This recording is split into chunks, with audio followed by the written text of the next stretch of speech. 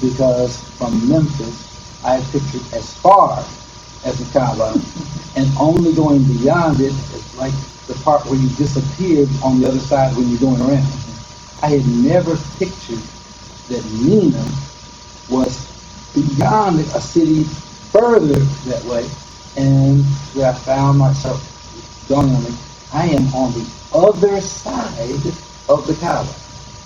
And I've never looked at the world like that. Like there's the whole other side from the Kaaba. I had an experience in a hotel in Mecca where I couldn't get off the elevator into the lobby. The place was jam-packed. So I went back upstairs to make salah. The crowd had overflowed the Kaaba, the Masjid Al-Haram, out into the streets, out past the hotel, up into the hotel lobby, jammed up against the elevator doors, and further on down the street. So I went back to my room, opened the window, and I was going to be in the congregation from where I was and whatever floor it was. And they have a sound system there that is killer. It's like memory, or Bose, whatever that is. And the man started reciting, and I could tell what he was saying. And I said, well, this is for me. This is a personal thing for me. I'm going to learn that book. And I learned that surah in the next couple of days. How do you feel being a member of a community of hygiene in proportion to the population of the community? Is huge, really. Okay. So how do you sense that existence? I sense it, and I put that language into certain things that we write or we compose. That the community has exceeded 30-something Hajis, and haven't done a recount lately to see if we passed 40 yet. But what I feel that the Muslim Americans in general are a phenomenon, and I feel that the community in Memphis is a phenomenon within a phenomenon. I'm pleased. There's a part in the Quran of a dua where the person asks to have children that are the coolness of the time. I gather from that when you look at them, you don't flare up in rage, but you have a cool, pleased feeling. And I have that about the many things that I see. The Hajj, the number of Hajis, the display in the museum, the fact that there is a museum, the things that we do, the way that we do it, the sanity here, the human development here, it brings coolness to the eye. Hearing people remark that they sense, feel, or observe something here spiritual, or the spirit or the nature of the people that, like people aren't, you don't get a feeling that people are going through drama and trauma, that there's a brotherhood and all of these types of things. It's just naturally comfortable. So you're saying that this community has evolved in its humanity. I hear, I can't quote it, but I heard that Imam Muhammad said something very, very positive about Atlanta and Memphis, each in a different context. That Atlanta has these great qualities, and Memphis has these other great qualities. And what he mentioned to me personally, I'm not just talking, he mentioned to me personally, he has love for Memphis because he has family in Memphis. Okay? he married a woman who was a missionary and had a child by her. Okay. So that made him feel real close to the city. He really liked the city a lot.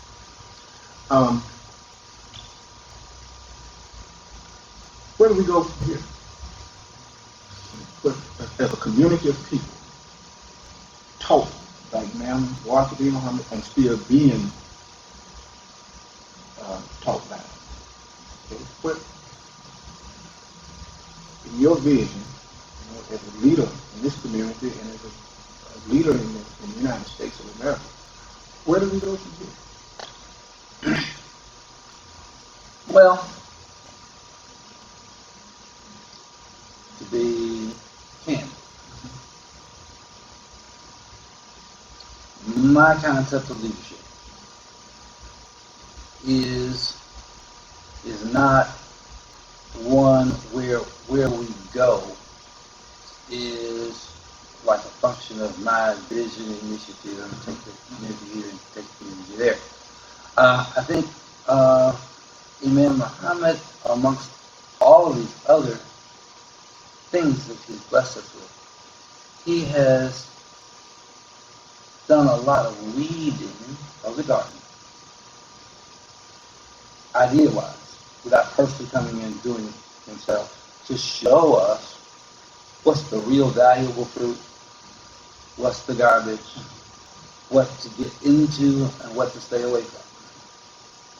And I think that we have followed that, and that the blossoming here is really a result of gardening. I think Imam Muhammad's garden. And therefore, when Imam Muhammad returned to Allah and people were giving their ideas of where we ought to go and all this other stuff, what I composed and submitted to the Muslim Journal and it ran nationally, it was a garden-based vision.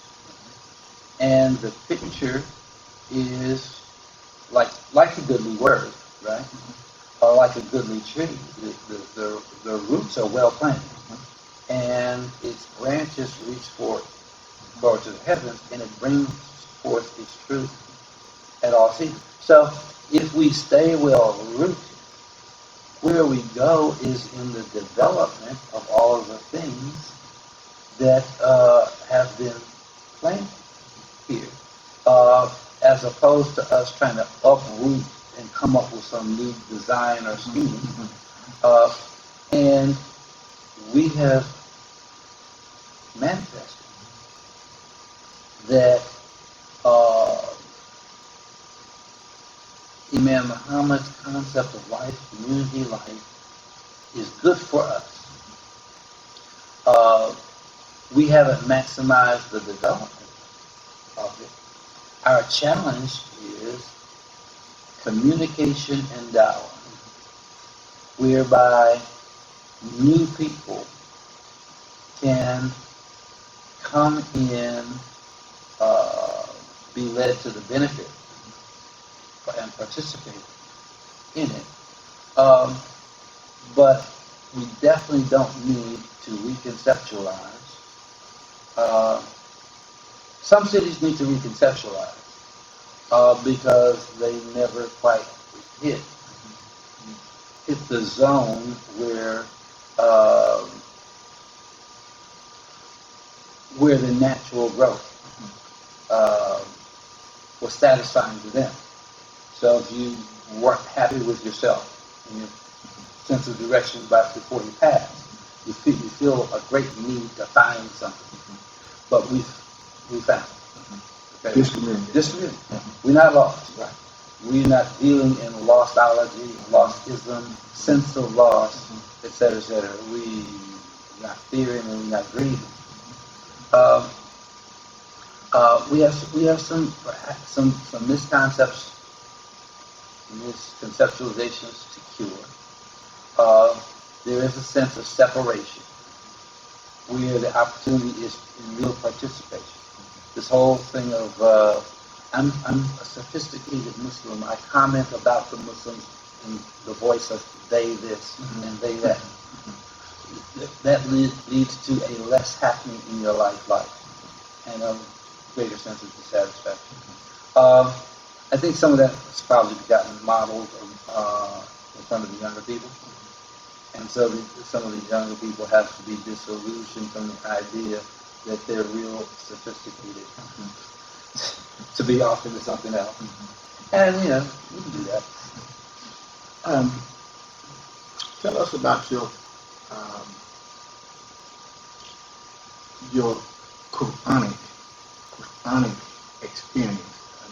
Going into the Quran, learning the language to a degree of the Quran.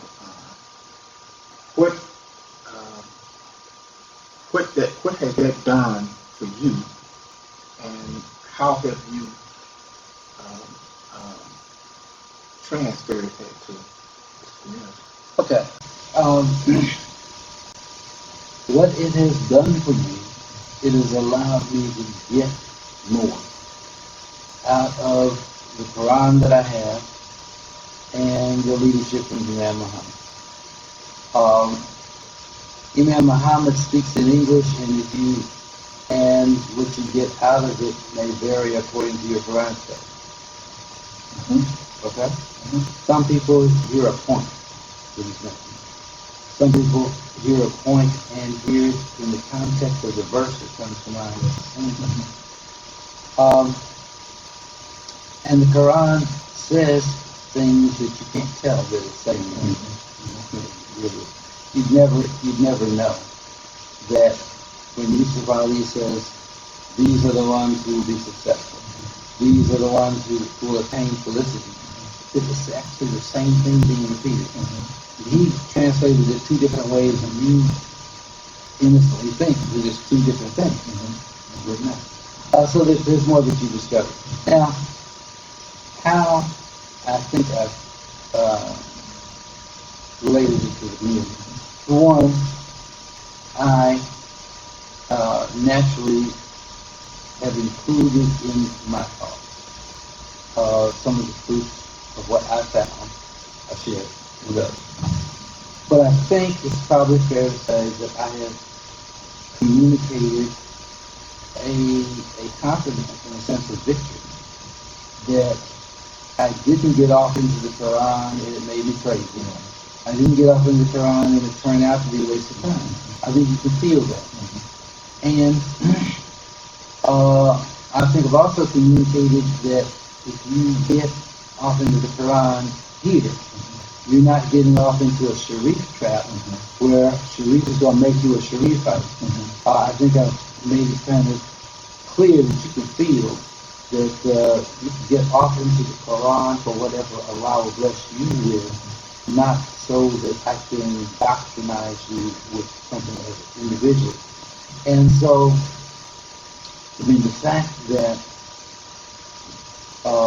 they developed a study individuals or study groups here. And from that study group, there became students of those studies. And the students of the studies became teachers. And now the students of the teachers who used to be students of the study group are now becoming teachers. So it's got a life of its own, as it was supposed to be. And it is not, my grip is alone. You were inducted into the Islamic Hall of Pioneers. What do you feel about that? How do you take that? I feel that the community accepted it, and I think because I am a man, I've been in the man society too. The community accepted it, even though I'm really, really young, by the definition of time.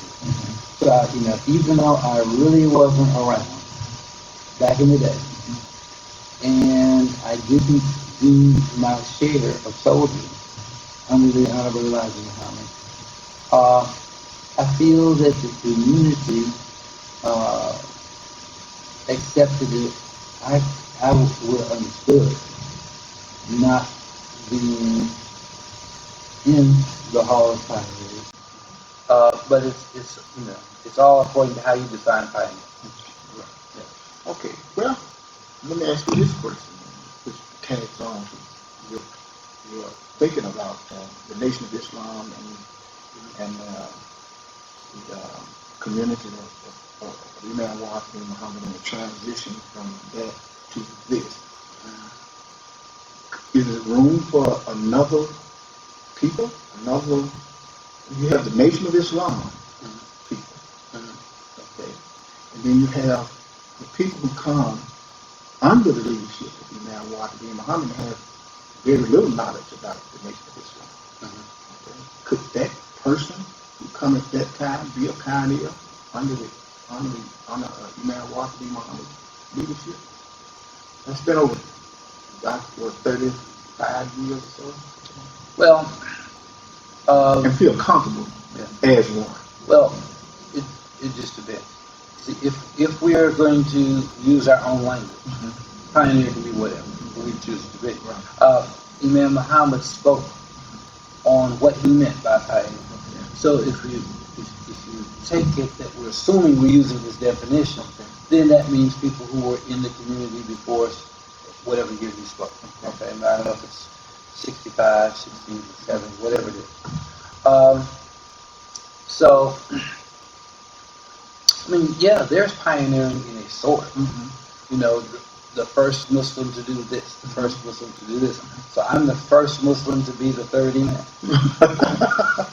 Good lot. Welcome to idea. Okay. All right. We're going to finalize this interview and conversation with one more question. And a very important question.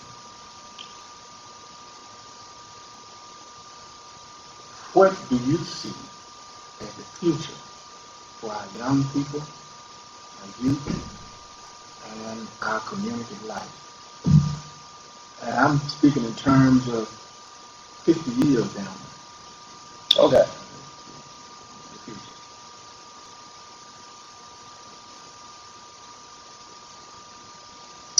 I'm picturing,